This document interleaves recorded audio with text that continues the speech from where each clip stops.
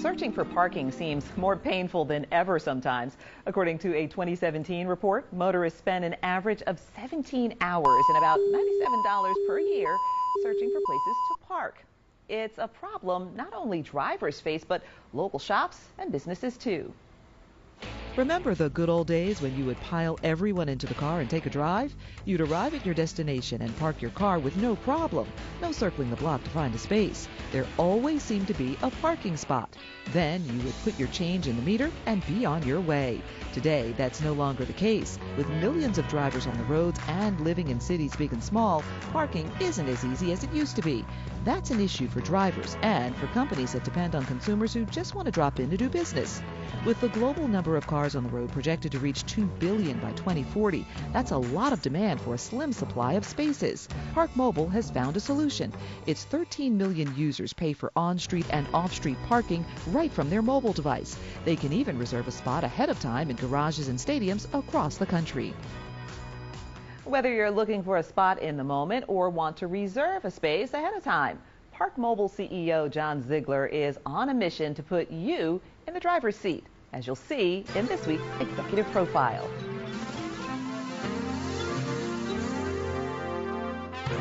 I was born in Washington, D.C. Yeah. and raised a little bit all around the country. So we moved to New York and Arizona and then found our way back to Maryland when I was about 9. What were you into as a kid? What were the things that interested you? I was very into art, actually. I applied to college as an art major. What took you away from the art world and maybe more towards business and law? What was the evolution for you? I had a quick realization that I was going to need to make a living at some point.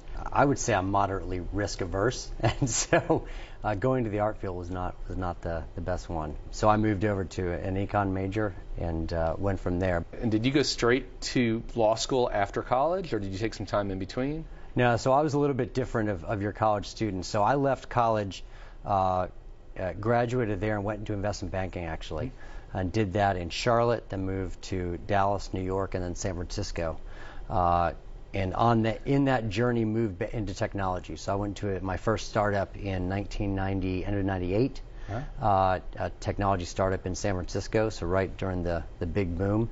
And so I had actually 5-6 years out of college before I went back to law school, which is unusual for a law student, common for a business school student. So talk about your entrepreneurial bug. It actually really started when I was an investment banker. So I was an investment banker and covered great companies, essentially helped them raise money. Sure. And you'd go in and you'd meet these amazing companies, see these people building things that they love to do, working with people they love being with. And then the deal's done and you move on.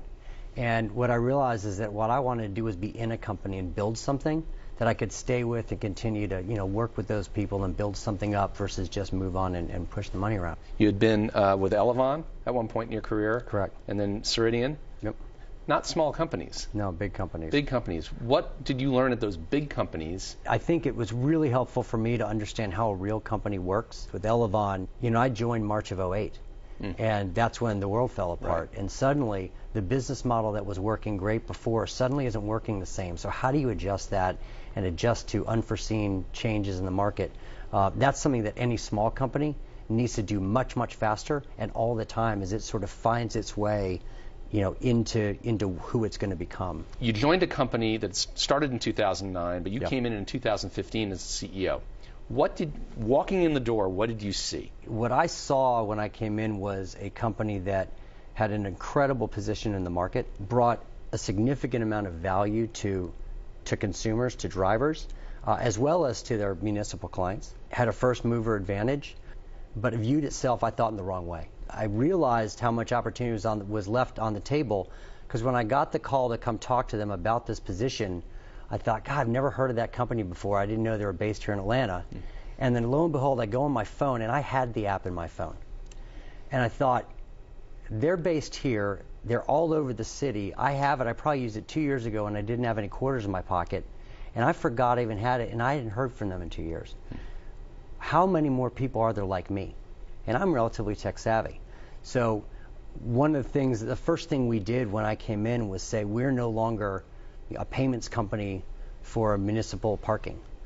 We're a mobility company for consumers, And if we can drive value and make them love us and use us all the time, every time they step into their vehicle, we drive value for cities, which drives value for consumers, and then it really begins to drive the growth that we've been able to show. Everybody is a client for ParkMobile, right? So Ponce City Market, the City of Atlanta, Decatur, Atlantic Station, Mercedes-Benz, State Farm, and the more places that we are, the more people start to use us and become, we'd say, habituated towards the service and expect it, and that actually drives growth upon itself.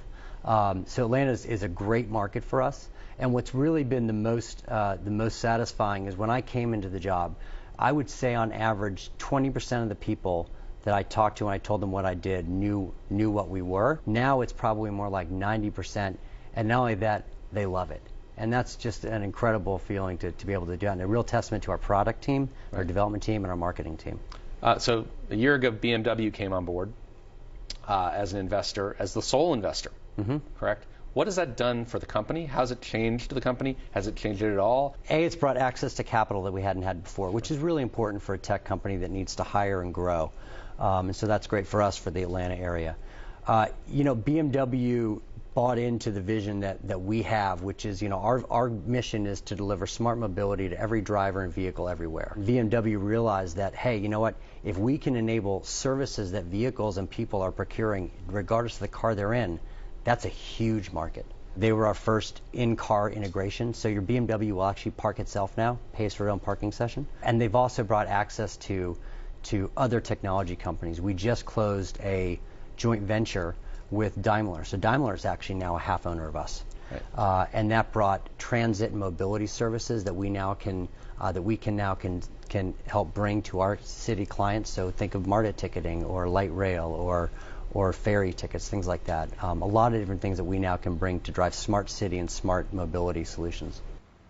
ParkMobile is now part of a new joint venture between BMW and Daimler. The deal creates opportunities to connect their parking services with charging, transit, ride sharing, and other mobility services. And now for today's The Extra Mile.